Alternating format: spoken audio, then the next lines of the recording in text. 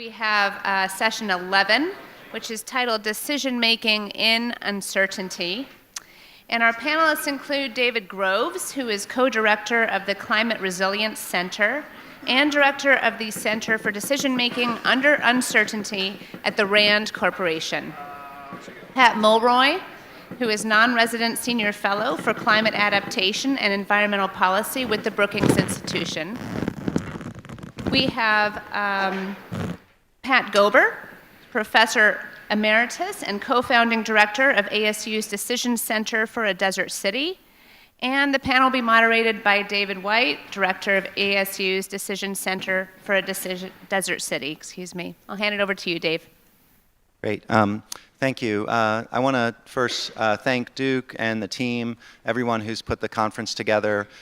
Really enjoyed the discussions, and for all of you who've traveled here to the Valley of the Sun, just welcome you again and hope that you enjoy your visit here to Arizona.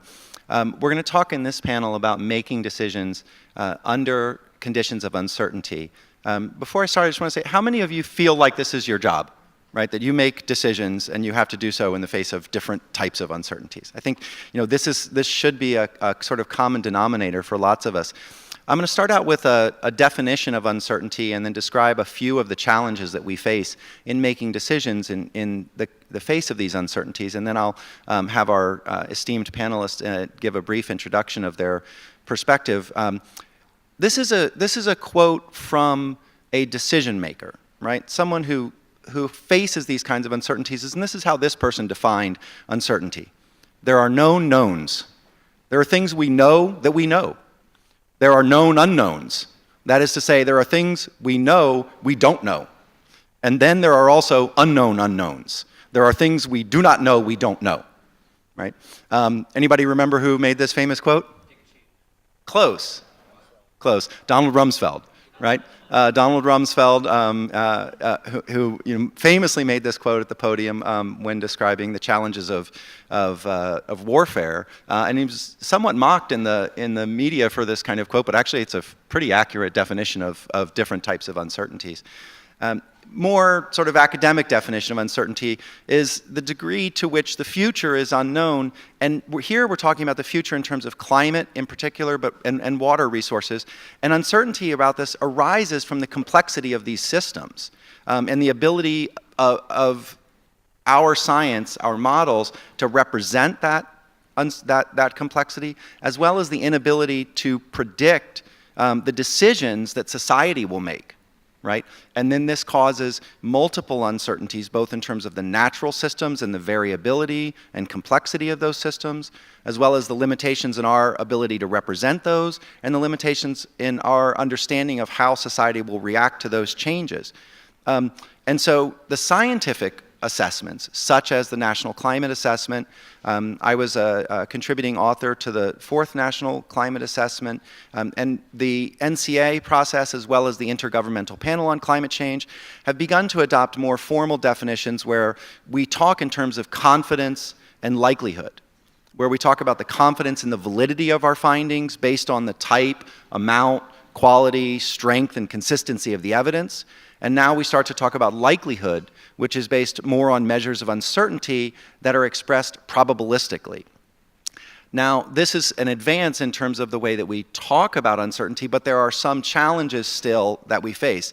One of the sort of defining tenets, one of the principal findings from decision science research, summed up briefly, is that people dislike uncertainty. Right? People will pay a premium for more certain outcomes. And research clearly demonstrates that policy and decision makers view scientific uncertainty and uncertainty that is communicated to them as a type of constraint. And this can cause decision makers to avoid solutions that employ uncertain scientific information. They may exhibit bias towards initial solutions. They may undervalue or negative or contrary evidence, and tend to over-rely on prior outcomes and evidence from the past. And we face this when trying to make decisions about water, but other sectors as well. And these uncertainties and our difficulty in communicating and talking about them have probably impeded the way that we've been able to make decisions and adapt to the changes. And so with that sort of basic setup for some of the challenges that we face, I want the themes for this panel to be about how do we, in both scientific but also in practitioner and decision maker worlds, how do we characterize uncertainty? How do we talk about it and communicate it? How do we manage it? And how do we make decisions with uncertain information, knowing that if we wait for complete certainty, we will never come to a decision?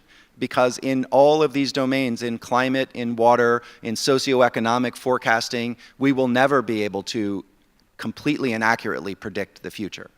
So we have a panel of folks who have been thinking very deeply about this issue and who bring incredible depth and breadth of experience. So I'm going to start, and this is the Pat and Dave show, by the way, right? So we have Pat, Dave, and Dave.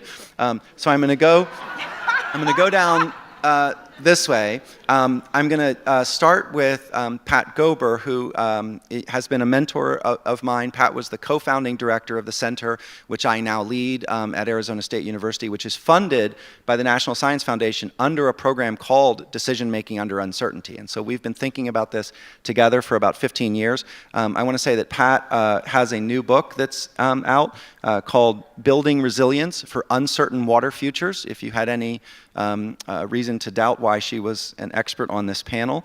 So please take a look at this book. And also, I encourage you to purchase it at Changing Hands Bookstore, which I'm a Tempe resident, and Changing Hands is the best independent bookstore in the nation, in my opinion.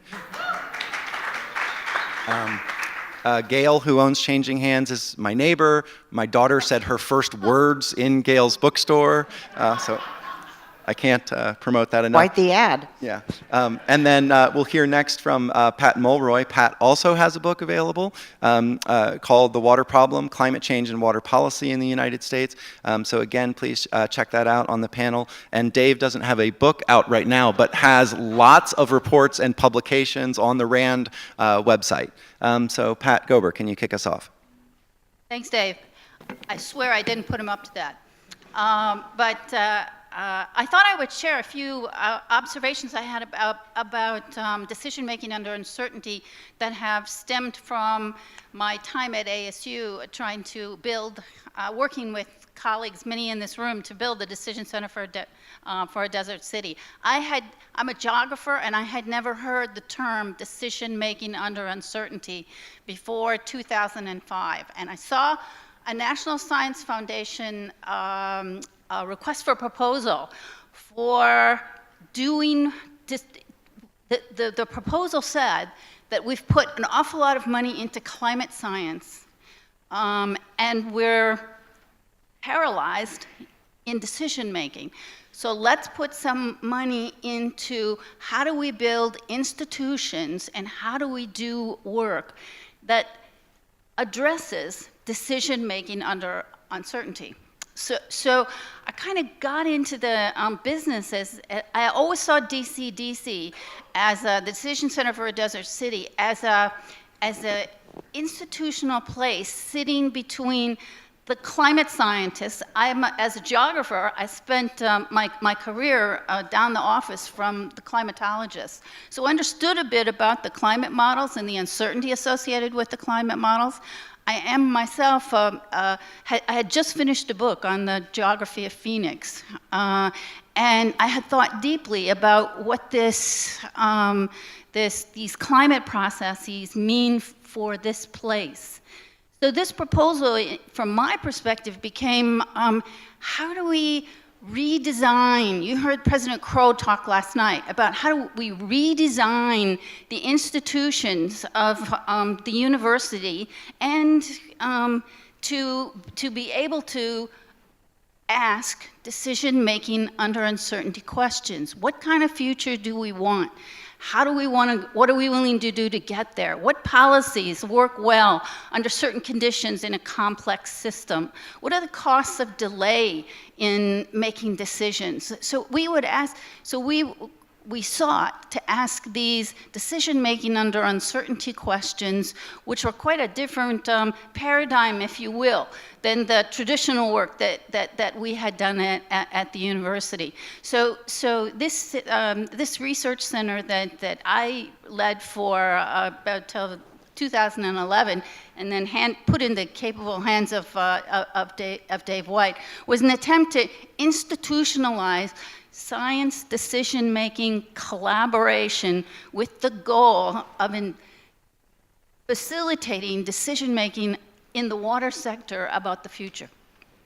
Great. Thank you, Pat. That's a great introduction.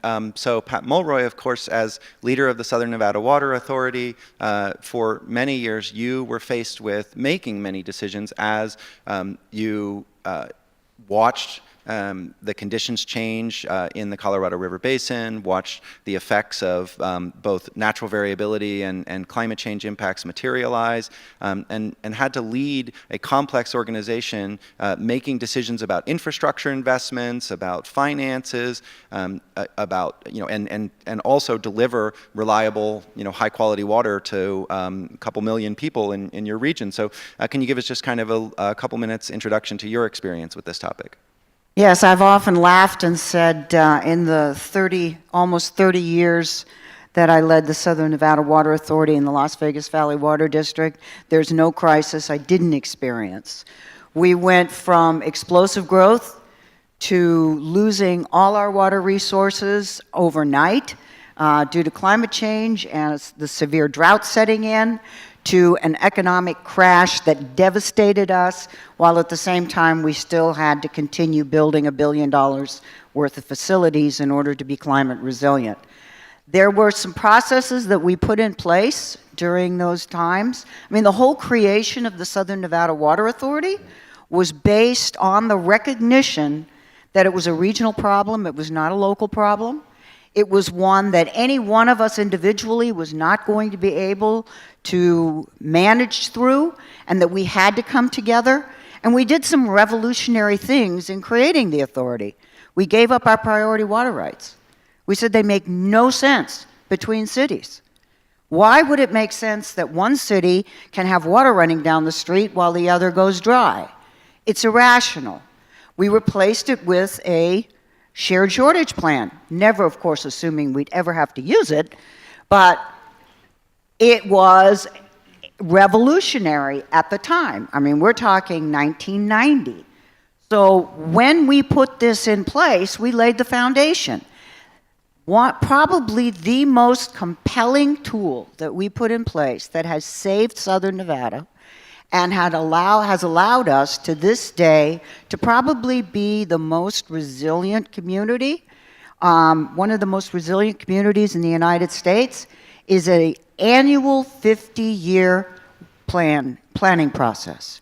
Every single year, the Water Authority Board has to adopt a 50-year plan. So in other words, you're rolling that 50 years out in front of you every single year.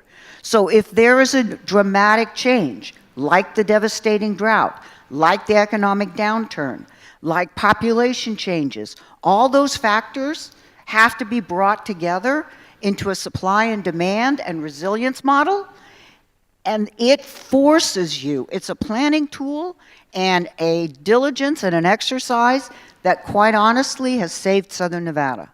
And what we've been able to do, I mean, to think that, we are almost 2 million people. We have invested almost $5 billion, not a dime of federal money, $5 billion to build the needed facilities over the last 25 years to make us resilient and we can survive. That is what my definition of climate resilience and planning into uncertainty is all about. Great. Thank you, Pat. So both Pat Gober and Pat Mulroy, you've sort of talked about issues that echo what President Crow said in his comments last night in terms of redesigning institutions. Pat talking about redesigning the university and the way that a research organization could collaborate with stakeholders. Pat Mulroy, you've talked about redesigning the way that you do planning. And as President Crow talked about, the outcomes of a system are a function of the design that produces those outcomes. And if you want to change the outcomes, you need to reimagine the design of the system. And so creating a 50-year planning horizon is a way to enshrine thinking about long-term futures into your planning system. So we'll come back to some of those comments. And talking about the tools that you developed is a great transition to hearing from David Groves, because much of your work with the RAND Corporation is developing not only tools but processes for communities to be able to think about the future in more creative ways and open up the process for them. And in many ways, you are the exemplar of the 10X construct, right? Because you've worked in California, in the Colorado River Basin, in Louisiana, all along the corridor. So can you tell us a little bit about your experiences? Sure, thanks a lot. First of all, I'm really humbled and honored to be part of the Pat Pat Dave Dave panel. It's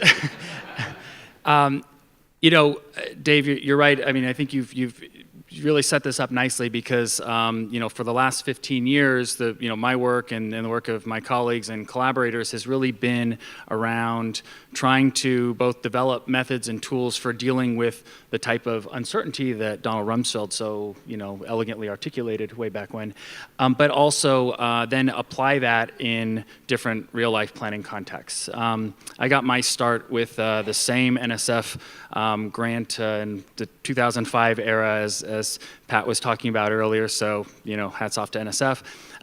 And, that grant was all about how do we take, what kinds of new methods can we develop to help facilitate planning under deep uncertainty.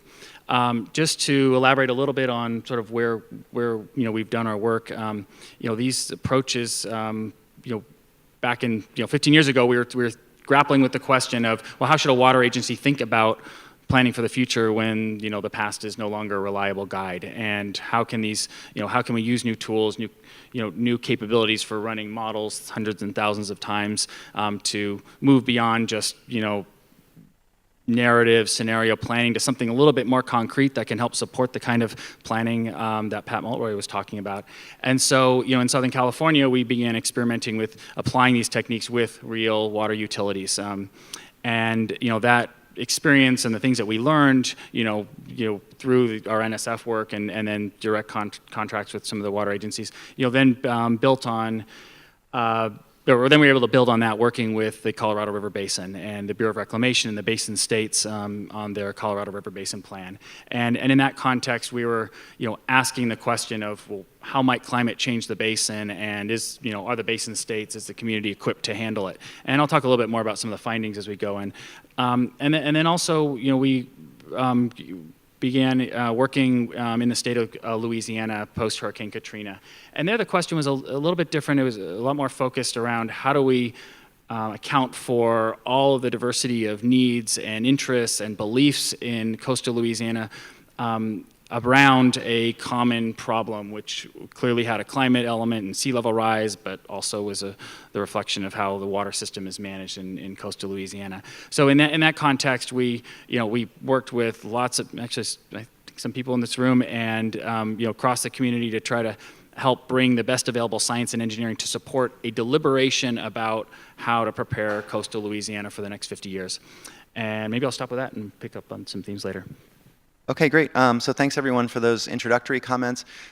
As a leader of an interdisciplinary research center, one of the things I've found is that language really matters. And coming to common understanding of key concepts that are going to be important to developing solutions is one of the critical challenges in developing these kinds of teams. And this has come up several times in presentations. So I want to talk a little bit about the notion of uncertainty and how it's interpreted in different communities. And so scientists tend to have one particular way of talking about uncertainty, often in probabilistic terms.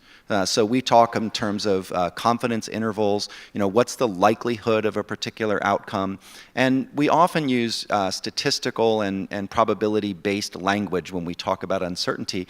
And we often have a frame in which we're willing to be wrong only a small percentage of the time. So we might want to have 95% confidence that the conclusion that we make is correct. Whereas other stakeholders may have different views of uncertainty and talk about it in different ways. So I'll start with Pat Gober, and I'll say, how have you experienced this in terms of the ways that different groups talk about uncertainty, and what are the both barriers to discourse, the barriers to collaboration that are created by that, and then what might the opportunities be in talking about uncertainty in different ways among the different groups that address these challenges? Thanks, Dave. I have a story to tell in response to this.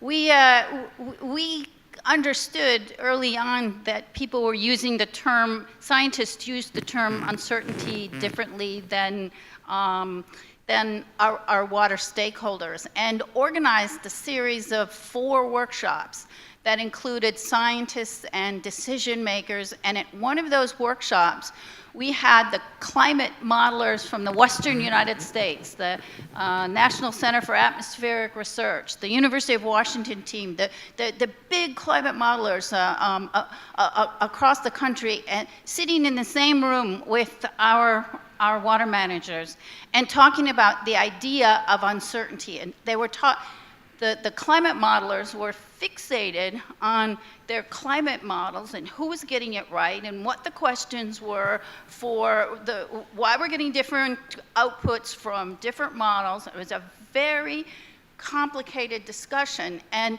the water managers were not really part of that discussion, and I think I was moderating that, and I felt, what's happening here? I mean, we're not having an exchange of ideas. We're having one group talking among people talking to each other, and then the other group uninvolved. And I worked to try to ask particular people what they in the management community what they thought about this discussion of climatic uncertainty.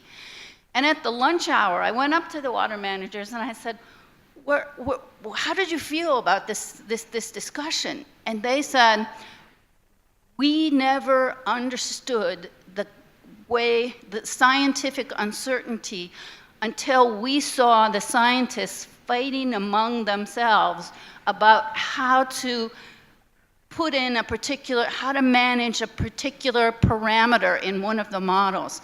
And there was an hour-long disagreement about that going on. And they said that watching that discussion gave them insight about why the climate, one of the reasons why the climate uncertainty was occurring.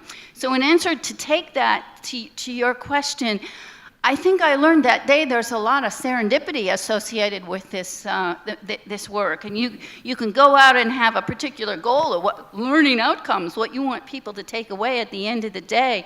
And this was just a question of you put together 2 groups of people who don't talk to each other very often, and let them go.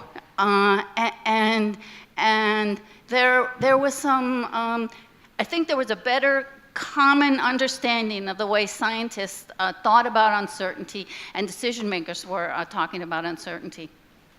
Thanks, Pat, for that story. Now, Pat Mulroy, from your experience leading a very complex organization, at least from what we understand from the decision science fields, we often talk about the fact that decision makers interpret uncertainty and calculate risks using both the probabilistic terms, right? So you certainly understand and think about the probabilities of Lake Mead dropping to a certain level. I threw probabilities out a long time ago. Okay, well that's good. That's where I was going to get to. So we often hear, or decision science researchers will tell us that decision makers view risk and probability and uncertainty in different terms, and often think about things like, well, what are the consequences of being wrong? Right? Hey, we're going to be wrong. It's called the wrong graph. Every year when we took the 50-year plan to the board, it was going to be wrong the next year. What difference does it make? Look, if it's probable, it's not going to happen. If it's improbable, expect it tomorrow. That's my definition of probability. I think in a climate world where you have no rear view mirror, and come on, we're all guessing at some level. Yes, we're putting together the best possible science, but I'm with Rumsfeld. It's what we don't know. That's where the dangers come in. So from my view, the only way to be successful is to be continually in an iterative process and continually force the community to engage. I mean, there are certain major events either in the economy or in the water cycle or in facility needs where, and I am an enormous fan of integrated resource planning, bringing the community in, all its various representatives from all the various factions, and forcing them to make a recommendation. I'm allergic to people who make decisions that are never held accountable. So if you're going to sit there and make a recommendation, then you're going to be held accountable for it. You're going to stand up and be able to defend why you are making that recommendation. So if you can get the community to come together and look at the reality, and we come at these decision-making processes, at least in my sector, usually backwards. We start with, what's it going to cost? Seriously? You don't even know what you're going to build yet. But we're going to talk about what it's going to cost, and oh my God, we can't afford it. So let's start with reality. What does our water resource picture look like? What are our abilities to conserve? If we're going to accept that these are the resources we need, what are the facilities we have to build? Then let's talk about how do you pay for it. The discipline around that integrated resource planning process is the one that will force a disciplined discussion around this uncertainty. And you have to assume the worst is possible. You cannot hope for the best. You can hope for the best, but you better be planning for the absolute worst. So thank you. That's really helpful, and it illustrates a couple points. One is that decision makers are often worried about so-called black swan events, right? These low probability but very high intensity, events. They're going to happen. And so you also sort of described thinking about scientific assessments of uncertainty and sort of undermined kind of the utility or the usefulness of scientists communicating that way, because your concerns are more about perhaps these high significance, low probability events that you're worried about, and you may have less concern or less confidence in the projections where scientists are trying to give you a cone of uncertainty. I want to turn to David. No, it's a matter of what kind of risk can I carry. Right. Okay. Can I carry that risk? Absolutely. If I can carry that risk and I can weather through that risk, I'll carry it. Mm-hmm. If I can't carry through that risk and I'm going to wake up one morning and people are going to turn their taps on and nothing's coming out, then I better do something about it. Right. And so that kind of a risk assessment framing is very common. So I want to turn to David and ask, knowing that you've engaged with a lot of these communities and a lot of folks who either run water utilities or other community organizations, what kinds of strategies, tools, communication techniques have you developed to try to bridge this world between the way that the scientific community is framing uncertainty and the way that folks like Pat Mulroy and others think about risk and high probability and low probability events and finance and all the things that go into their decision-making process? Yeah, sure. I mean, there's a whole field out there called decision-making under deep uncertainty, and it's emerging, and a lot of it's been fed by the NSF work and others. And the basic foundation of this is when you're trying to make decisions in contexts where probabilities really don't apply, as Pat very clearly stated. What do you do? And as an example, if you're a water planner and you're saying, okay, well, I'm concerned about climate change, well, let me go to the scientists and ask them, well, what do you think about climate change? And the community comes back through providing simulations of how the climate's going to evolve from different global climate models. And there's of course synthesis in this or of these results. But the question is, well, how should I view these climate models? They say generally warming's likely, but how much is uncertain, and it may be getting wetter or drier. And if you're working in a probabilistic sense, there's this tendency to want to say, well, let's assume that each of them are equally likely, and then go ahead and do our traditional planning. But does that make sense?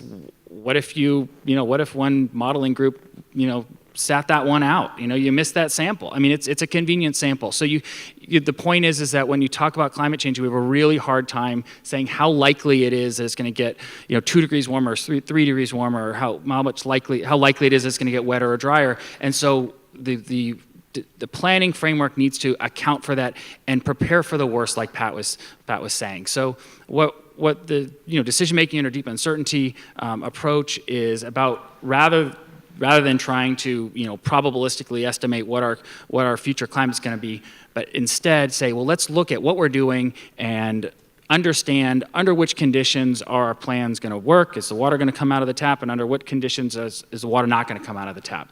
Let's set aside how likely one of those is for a moment, and then figure out, well, what will it cost to basically buy down that risk? And that's a value judgment. That's a trade-off that you need to have a discussion with stakeholders and with the planners, and that's essentially what we and other people and Pat's group, that's what they're doing. They're having these conversations about how much can I afford to buy down, or how much resilience can I afford, and that's a value judgment. And so to support these processes, what we try to do is to bring the scientific information and package it in a form that can help support a dialogue. ASU's Decision Theater is a great example of a forum for doing that. It's not about, here's a really nice theater to show you what the answer is. Not at all. It's here's a set of tools to help you as participants understand what could happen and begin to weigh what ifs and your different decisions. Let's see, one last thing. I mean, in coastal Louisiana, when we were working on the coastal master plan in 2012 and then in 2017, we were asked to, the planning community wanted to use the best available science and engineering to support the plan, but there was clearly uncertainty about that, and there was a huge wide range of outcomes that the coastal residents wanted. And so rather than, developing a big model and cranking it out and coming up with a plan that the model says was the best plan forward, we instead used the same models, but we just did lots and lots of runs, and we'd go to the community and we'd say, well, look, here's what would happen under this assumption, here's what would happen under that assumption. We talked about sea level rise in coastal Louisiana. We didn't frame it around, here's what's going to happen if climate change is really bad and Al Gore was right. No, we didn't say that. We actually didn't say the words climate change, but we could still convey that same idea. And again, that goes to the point of telling the right kinds of stories with the data and using that to support collective decision making. I think though, and then picking up on what you said, the one thing we're not talking about, and the thing that is the most difficult, is the rate of change. And neither the science community, nor the water management community, nor the governance community is working at a pace that is equal to the rate of change. I mean, every time, from one IPCC report to the next, what is the one thing that comes out every time? The rate of change is faster than we assumed. So we're racing against the clock.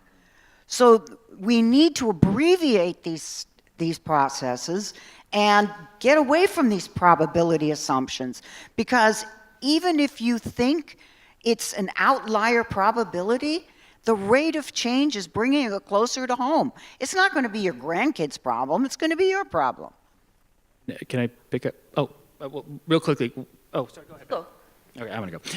All right. Just one, now I forgot what I was going to say. Now you forgot.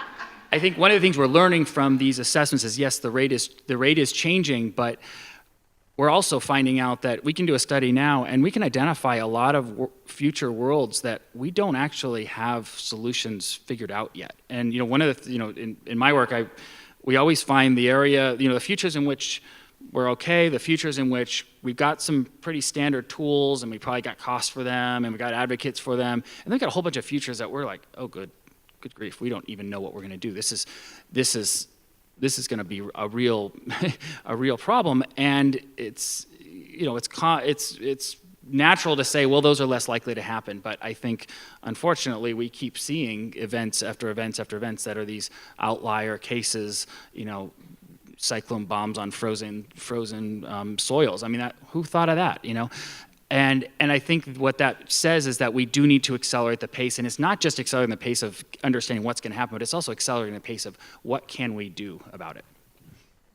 I think there's a mindset issue, and I think decision-making under uncertainty problems are not solved, they're managed.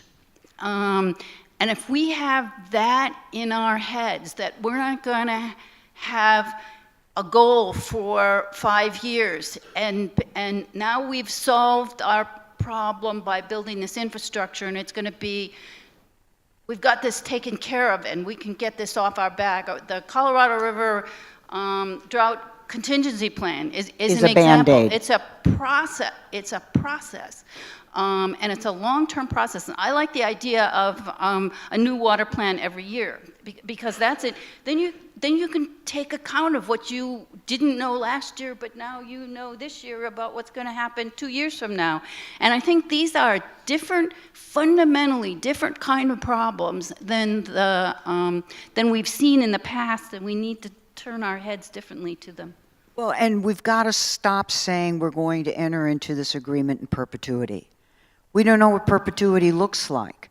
Any agreement that goes beyond 10, 15, 20 years is going to start becoming problematic in the middle of it.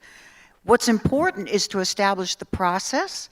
It's to essentially build the table, bring the necessary parties around the table, and engage them in ongoing dialogue. There isn't going to be a transformational change. It's going to be an ongoing iterative process reacting, just like you said. Okay, so let's stay on that thread for a moment. We're going to get to audience questions here shortly. But I do want to follow up on a couple comments regarding the Colorado River Basin and the recently agreed upon drought contingency plan. How many folks in this room have seen the Bureau of Reclamation's 24-month lead-ahead study that projects the levels on Lake Mead along with the probabilities of shortage on the reservoir? So many people are familiar with those, and that's a way of communicating uncertainty. And typically what that graphic shows is it shows the results of modeling done by the Bureau of Reclamation, and they'll have a median line. They'll say, out of all the projections we've run, this is the median, and this is the out of multiple different model runs. And then they'll have an envelope of uncertainty. And what I've noticed in the recent efforts is that the sensitivity of those results to the inputs in terms of the expectations about how much natural flow is going to come into the system change the outcome considerably, right? And so if you run the models and you look at the 100 years of data before about 1990, you get a median result that looks pretty reasonably good, right? If you run results that look from 1990 till now, the result looks much worse. And if you run the models and you just use the very recent past, you say, what happens if the 19-year, 20-year drought that we're in is not a 20-year drought, but a recalibration of the system, an aridification of the region, and this is actually the new normal?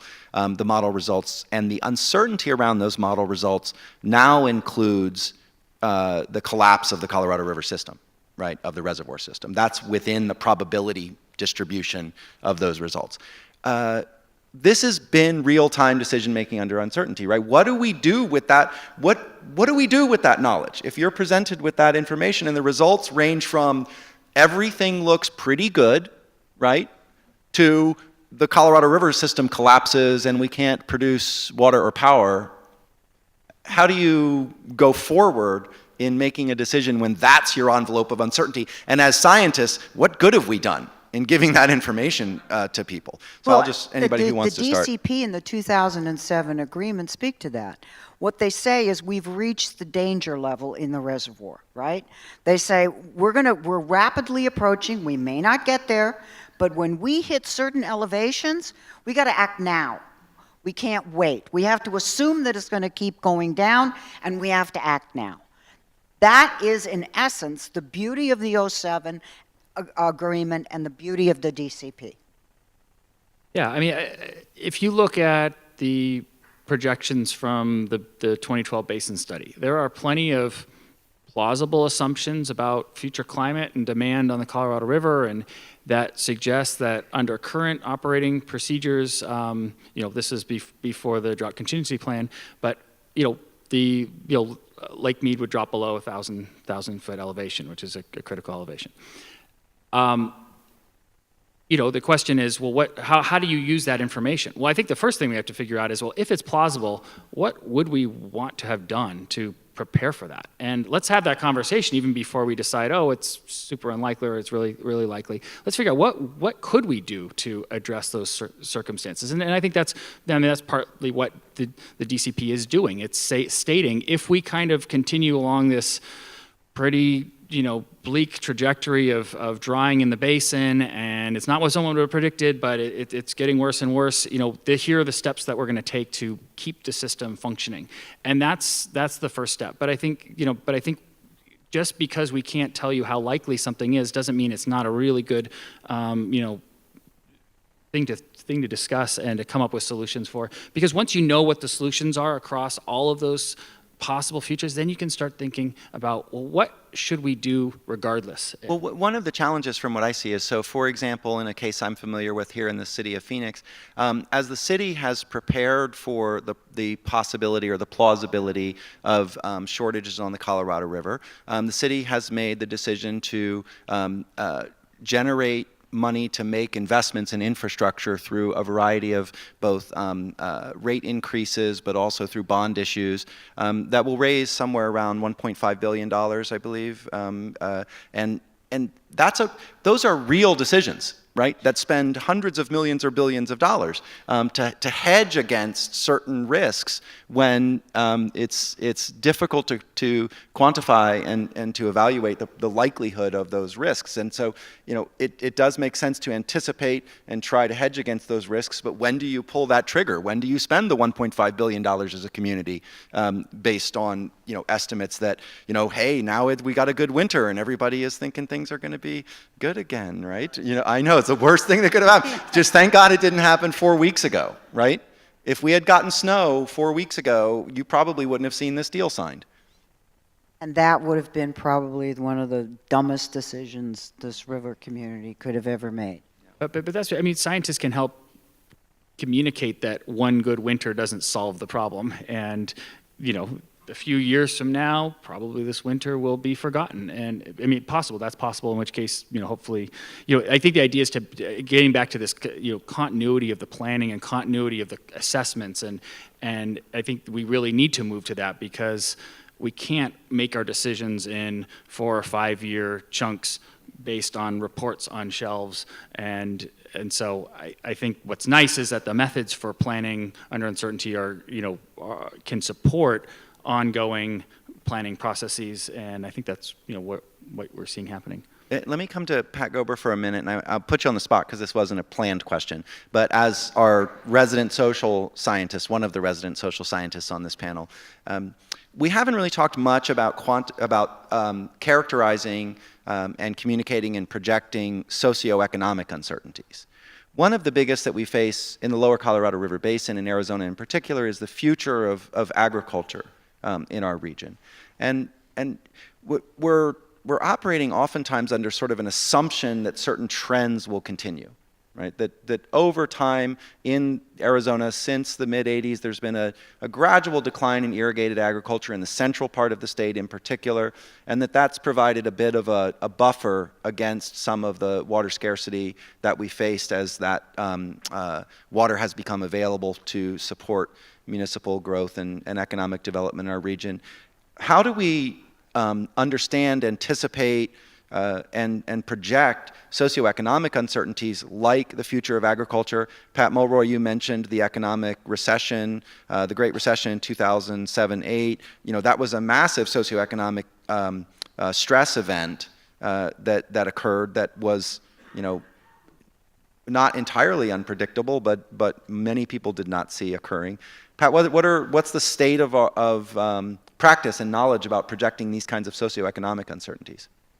Well, I don't know if I want to talk about the socioeconomic uncertainties alone, but I think there, at least at the Decision Center, we exercise a certain level of judgment about what aspect of the problems we want to deal with. And after a year or two, we talked less about climate and climatic uncertainty and put that in the background and focused on what can we do?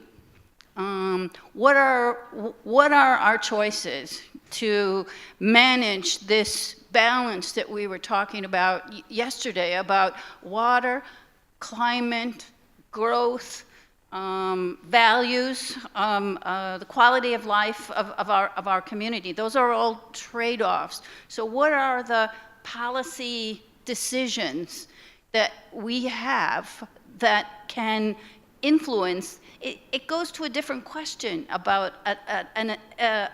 the quintessential decision-making under uncertainty question. What kind of future do we want, and what are we willing to do to get there?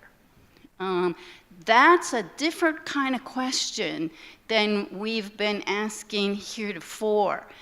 And thus, then, I think we need the tools, then, to be able to listen to people's conversation about water conservation, quality of life, urban heat, land use patterns, and how land use patterns interact with agriculture, to answer your question, and come to be able to represent what would be the consequences of particular decisions in a complex system under climate uncertainty. We actually have the capacity to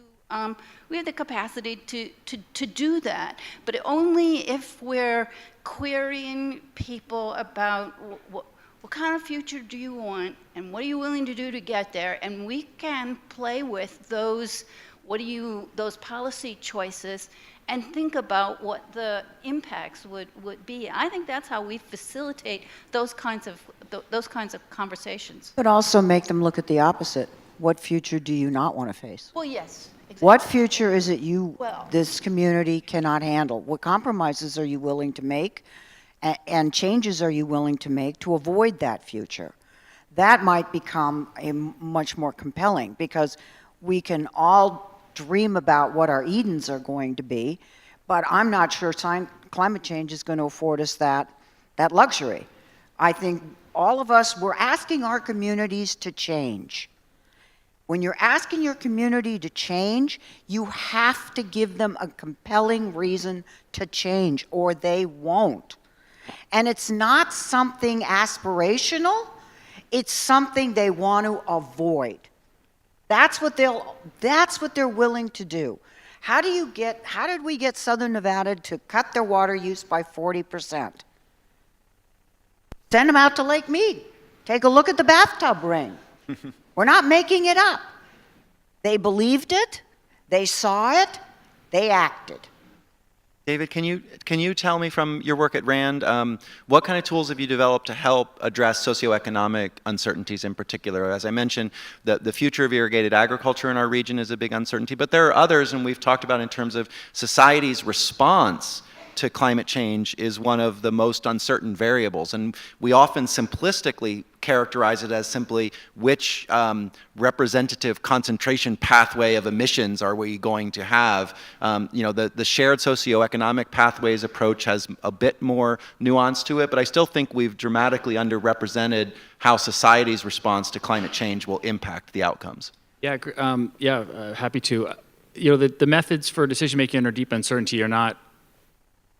They're not called, planning for climate change. I mean, it's really, it encompasses all types of uncertainty. So, generally when we're working with water managers or working with coastal Louisiana or the Colorado River Basin, we don't just only focus on climate change because, the socioeconomic drivers are can be just as critical as climate change. And one of the questions we're trying to answer with our analysis is, how important are the socioeconomic drivers as compared to the potential climate drivers, as compared to technological change?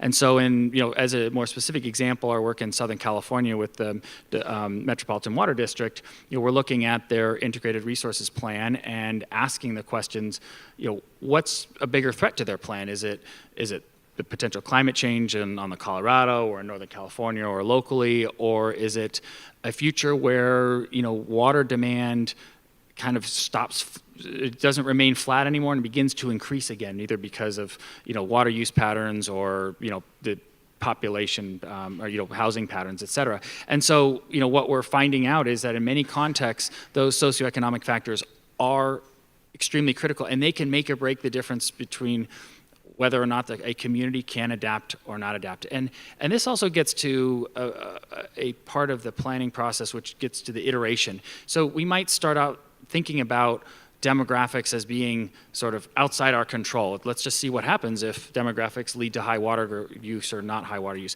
But then once we realize it's critical, then we start changing the conversation, saying, well, where do we want to be? In Southern California, do we want to, can we shape our demographics so that we can better live within the means of this climate envelope that we're going to face down the line? Great. And so with that, we're going to turn over to the audience. And so I'd love to hear some questions. Catherine, I'll start with you. And then I think we had one here and here. Thanks. Actually, I just have a comment real quickly. I want to go back to something Pat number 2 said earlier, which was about the point of accountability. The bad Pat. I'm the good Pat. I'm the Okay, happy okay. Pat. However The you good want to do Pat, it. bad Pat. It's all Dark good. It's all good. But that was about the point of accountability. And I think that's really important for scientists and others to understand, because those who are accountable see the risk and plan for worst case. Yeah, it's a really good point. I think, one of the things that I've learned in my years working with DCDC and working with folks like yourself, Catherine, is, scientists need to learn as much about the policy and decision-making process as so Pat Gober described how water managers learned a bit more about how the scientists were characterizing uncertainty in the climate models. There's a tremendous amount of learning necessary on the part of the scientists about the consequences of the information that we provide and the decisions that are made in part based on that information and other considerations, and incorporate that into the conduct of the work we do and the way that we communicate it. So I appreciate that comment. Here.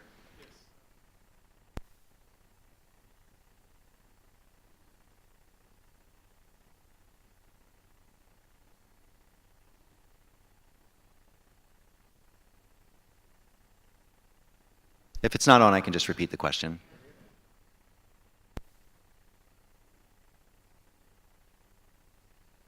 Good morning, thanks for being here. I just wanted to comment on cost of water. As I was on a panel on the H2O summit that was put on by the U.S. Chamber of Commerce in December, we talked about the potential for demand being so much greater than supply. And Robert Glennon, who's a U of A law professor, talked about the cost of water. And people will not change until the cost of water is no longer free. I've never heard Professor Glennon bring that up. Never brought that up. So our business, I got out of a 30-year real estate development career to get into water because I realized water is the oil of the 21st century, and quite frankly, we have a viable technology that's been approved by the Department of Energy. But going to corporations and seeing CEOs talk about how sustainable they are and how sustainable their companies are, and at the end of the day, the people who are in the decision making, they look at the return on investment, and it's difficult to make it work because water is almost free. So from we want to save water, but it must also be economically viable. How do you match those two things, both from a city and university perspective, which people don't tend to move? They talk about it, but nothing happens. So without the change of cost of water, how do you get there? Okay, I have such strong feelings about what you just said. Because I am allergic to fixing our problems on the back of our least fortunate. Because that's who's going to feel it. I don't give a damn about the CEO sitting in the corporate boardroom. He can afford it. Look, my single largest residential customer was the Sultan of Brunei. His doorknobs on his front door cost $500,000. He used 17 million gallons a year. He doesn't give a tinker's damn what the price of water is. But I can promise you, the family of 4 on a fixed income, both parents working with 3 kids, they're going to make the sacrifices. So I have a real problem with putting that kind of an economic variable on the water, right? It's about paying for the facilities. We're talking about the entire community being able to survive. And until you motivate and mobilize the middle class and the lower middle class and those that are dependent on that community, and they understand it and they don't feel they're the victims, nothing's going to change. And in order to mobilize them, you don't punish them. And that's the way they're going to view it. They will say to you, and this was my friend Chip Sperry, who used to run Denver Water, did an analysis after 2002. He reached out to his community because he had skyrocketed water rates. He had added this huge tier at the top. And people overwhelmingly in the community said to him, regulate me, fine me, stop me from using the water, do not hit my pocketbook. So I appreciate the passion and the response, Pat. And no, I really do. I really do. I love people who care about this stuff. It's really important. And Pat's right. I think it's a really important question in thinking about the cost of water and the shared cost of providing infrastructure. Water is a necessity for human life. I believe water is a human right. And there should be water available to our communities. Especially, we need to take very important care of the most vulnerable in our communities. And water rate increases. A small proportion change in a water increase, if it's not offset by a variety of different strategies like affordability programs, rebate programs, and other things, right? So we need to think about those things, and we really need to think about sharing the costs of this important infrastructure across the community, and be very attentive and careful to those people who are most disproportionately affected by what may even seem like small changes in the rates. But there's a difference between infrastructure and the resource itself. Right. I can't tell you how many panels I've sat on where you have this great esoteric discussion about water as a basic human right. Yes, it is. As I used to tell my customers, here's your bucket. Go to Lake Mead, take all you want, knock yourself out. What you don't have a right to is that the whole community pays to pump it, treat it, and bring it to your kitchen. That's a different conversation. So what you're paying for is the infrastructure. I will accept any day of the week. Water is a basic human right. Now, the rest of it isn't. Okay, I think we had a question here. Yeah, And I had then a... first here and then here. Thank you. Within the context of the Colorado system being overallocated, if we were to be able to jump 30, 40 years in the future and look back and say this significant event or this paradigm shift happened that got our sort of collective thirst in line with the available water, what in your dreams might that be? Oh, no, it happened. It was the drought that began in 2000. It's very simple. It changed reality forever. And since that day, the term water rights and how much paper water I have is becoming less and less meaningful. If you look at the evolution of all the agreements, that's where they're going.